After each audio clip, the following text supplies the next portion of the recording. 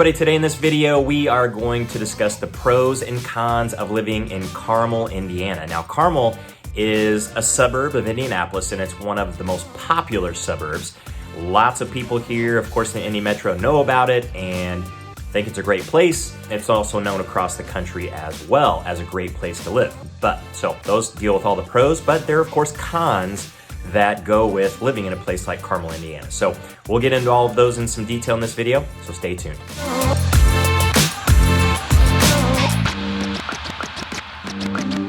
Hey everybody, I'm Jason Compton with the Compton Home Group. Welcome back to the channel. If you are new here, make sure that you hit that subscribe button if you want to know everything there is to know about living in Indianapolis, but also the surrounding metro, places like Carmel, Indiana, which we're gonna get into in this video here today. Also tap the bell so you're notified every time we do a new video each and every week. Now we get reach outs from people all over the country and all over the Indy Metro looking to move within the Indianapolis area or looking to move to Indianapolis or any of the surrounding areas. So if you have questions or you're even thinking about making a move, then be sure that you reach out to us any way that you know how, and we've absolutely got your back whenever you're making your move. All right, so some of the pros and the cons of living in Carmel, Indiana. We're actually gonna go through 3 pros and 3 cons. So the very last con though is probably one that is the most surprising. It would be very likely surprising to some people that live in the Indy Metro and people that live in Carmel too. People across the country would certainly find this one potentially a little bit surprising. So make sure you stick around to the end for that 3rd con. Okay, so let's hit the 3 pros first, and starting with number 1.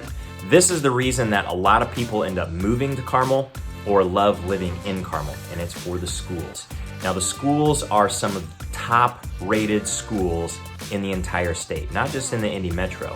So we're talking about top 10 schools, and specifically when we're talking about rankings, we're talking about the high school, but you have all of the elementaries and all the middle schools feeding into that high school, but usually in the top 10 in the state. And that's actually pretty incredible for a school of its size. It also happens to be the largest high school in the entire state. There's a little more than 5,000 students at the high school. So it is a very, very big high school, and it competes for that particular ranking with tons and tons of small schools. We're talking about schools that have less than 300 kids, less than 400 kids, where it might be a little bit easier in some ways to focus on each of those students individually. And in Carmel, you'd think with that size, it would become more difficult, but they do a pretty good job of it. It's actually an incredible place. So definitely one of the pros for living in Carmel. Now the schools also kind of plays into a little bit of a con as well. So stick around and we'll get into that once we get to the cons. All right, number 2 pro for living in Carmel, Indiana. And that is, it's one actually it might be a little bit surprising to people, especially if you don't live in Carmel, but if you're in Carmel and when you're driving through it and just looking around and you compare that to a lot of other places in Indy Metro maybe or across the country, is the infrastructure. The infrastructure in Carmel is really, really nice. It is a very pretty place to live, so you're gonna be hard pressed to find a lot of places in Carmel that are extremely run down or abandoned.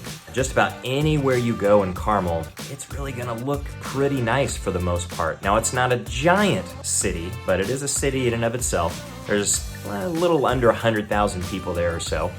But the infrastructure is fantastic. So when you're driving on the roads, almost all of the roads are in really good shape, especially when you compare them to some of the roads in Indianapolis. It's not that the roads are terrible in Indianapolis, but they can get a little rougher in places, especially in the spring when all the potholes start to appear. That's actually one of the cons of being in Indianapolis for sure, and it takes a while to repair all of those. But in Carmel, you're gonna have less of those. The infrastructure is very nice looking, and the roads are very nice looking.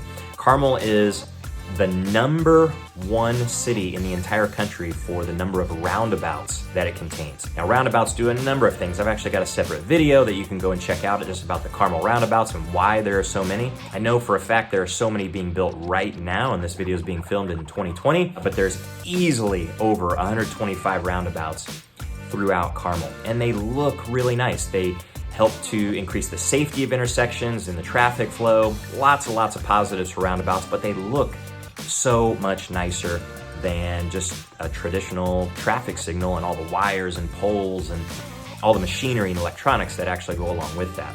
So when you drive through Carmel, you are going to see that. It's just difficult to find a place that is really super unattractive in Carmel. It is a really nice, fantastic infrastructure. My favorite thing about Carmel is the Arts and Design District.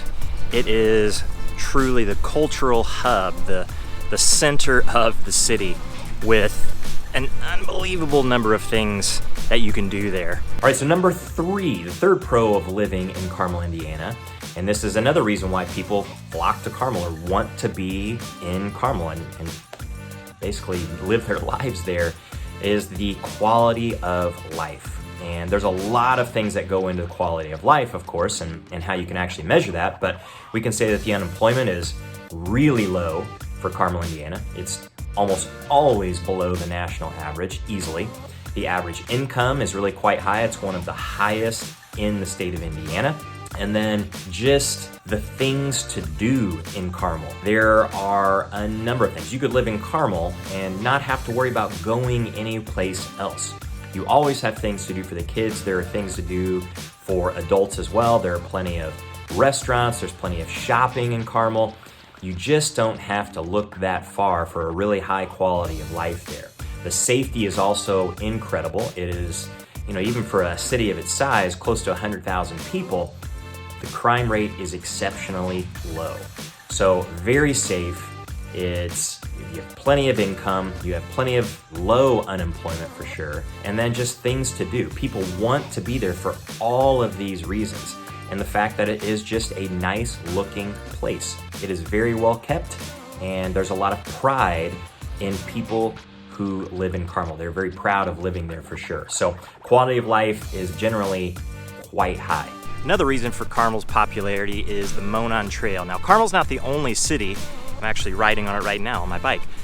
It's not the only city that has the MONON Trail. It's a multi-use trail. It's asphalt. It's really, really nice. You can walk or ride or push a stroller, do just about anything you want, ride a skateboard. But it's about 27 miles, and it goes from downtown Indianapolis all the way up to Sheridan, Indiana. So through Indianapolis, through Carmel, through Westfield, and north of Westfield. Really cool trail for sure. And there's a ton to do along the trail, and kind of has a different personality as you go through different parts of it. There's some really wooded parts. There are some kind of urban parts.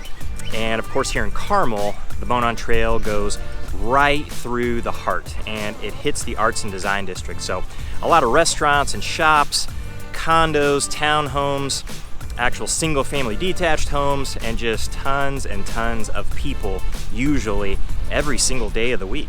All right, so let's take a look at the cons. Just about every single place in the entire world is going to have some pros for living in it. Carmel has a lot of really exceptional pros, but it has cons too. So all of the really nice places in the entire world are going to have things that aren't so great. Number 1 con of living in Carmel, Indiana, is the affordability. And I'm not talking about things like utilities and groceries and shopping in general. It's really not that bad. And if you were to go from Carmel to Indianapolis and pay your electric bill, they're gonna be pretty similar. If you're going from Carmel to Indianapolis and you're comparing gas prices for your car, they're all gonna be fairly similar too. There might be some minor differences here and there, but we're talking negligible differences for sure. But the biggest roadblock for people getting into Carmel to live there is the housing. Whether that's a condo, a townhome, or a single family detached home, just a family home, you are absolutely in no way going to get as much home in Carmel as you would in many other places, especially in Indianapolis, and then even some of the surrounding suburbs. There are some suburbs out there that are much more affordable than what Carmel is. Now, there's also some suburbs that are difficult to break into, just like Carmel is. Zionsville, especially just to the west, that is a very expensive suburb to get into, but it's also much smaller, so there's less opportunity to get into Zionsville. Carmel is relatively big. We're talking close to 100,000 people, so you would think there would be a lot of opportunity to get in there, but there isn't. It's still an incredibly high demand. The listing inventory of number of homes available is usually a little bit lower than what it is on average compared to a lot of other areas, and the prices are just higher. If you have $300,000 to spend for your home, then breaking into Carmel is going to be really difficult to do.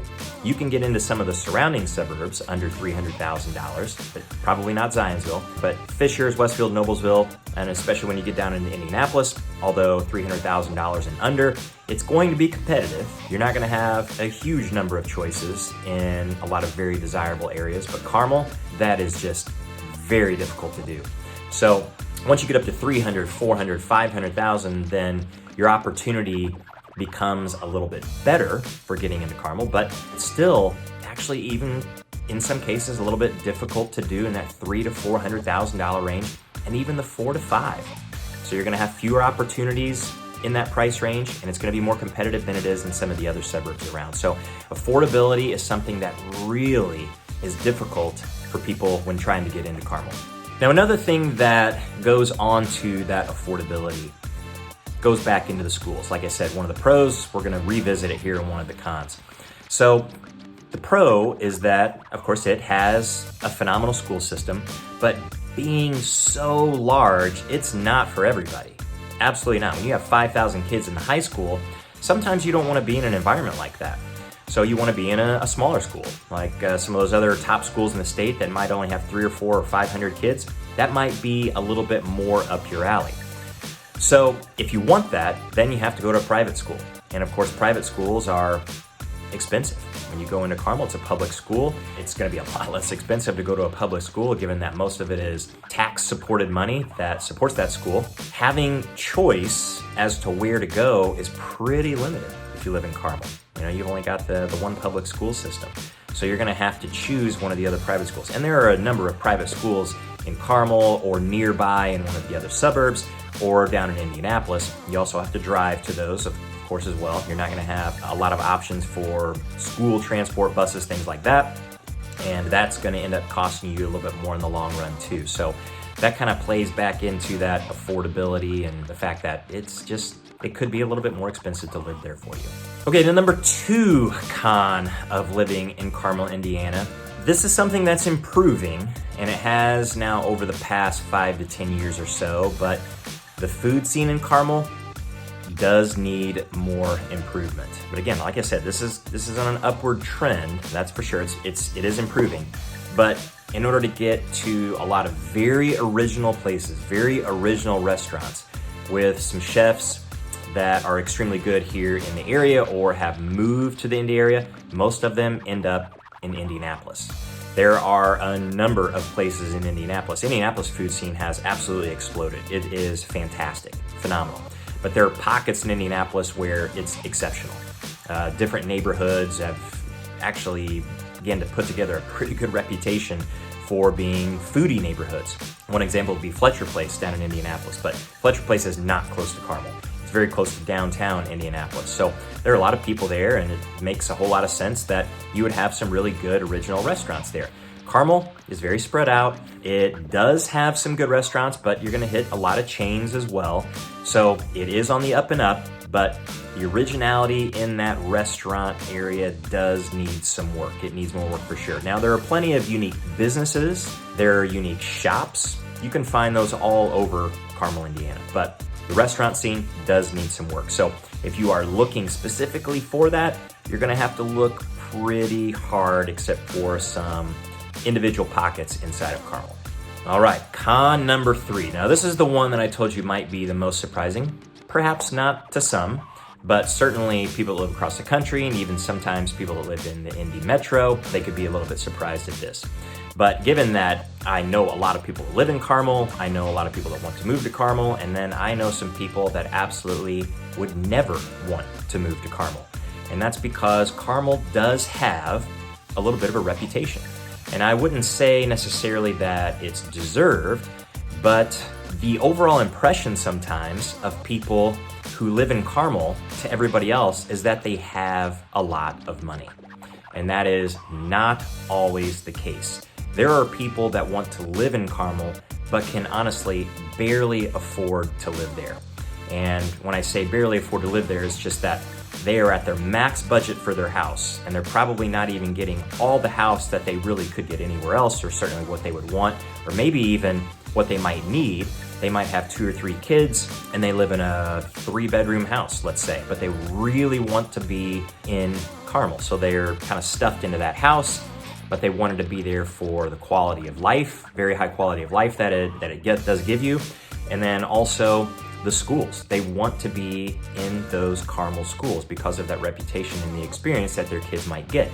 So they might just be scraping by whenever they could actually move to a completely different neighborhood or a totally different suburb and make it a little bit easier on themselves.